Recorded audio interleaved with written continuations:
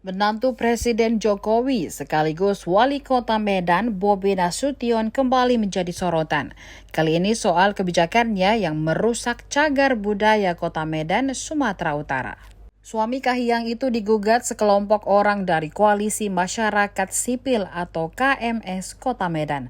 Hal tersebut terkait kebijakan revitalisasi lapangan Merdeka dinilai merusak cagar budaya yang ada di atasnya. Ada sejumlah kesalahan sekaligus menjadi tuntutan KMS kepada kakak ipar Kaisang Pangarep itu.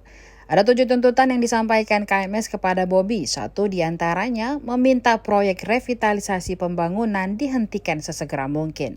Redianto Sidi, pengacara KMS, menduga revitalisasi tersebut mengarah pada komersialisasi bisnis. Salah satu buktinya adalah pembuatan lapangan parkir bawah tanah dan area komersil lainnya. Padahal menurut Redianto, kelestarian lapangan Merdeka harus dijaga sebagai objek cagar budaya. Belum lagi lapangan Merdeka sekaligus sebagai ruang terbuka non-hijau dan kawasan jalur evakuasi bencana. Selanjutnya, jika proyek tidak segera dihentikan, Redianto mengancam akan melanjutkan gugatan warga negara atau citizen lawsuit ke Pengadilan Negeri Medan. Terkait hal ini, Kepala Dinas Perumahan, Kawasan Pemukiman dan Penataan Ruang Pemkot Medan, Endar Sutan Lubis, belum memberi jawaban.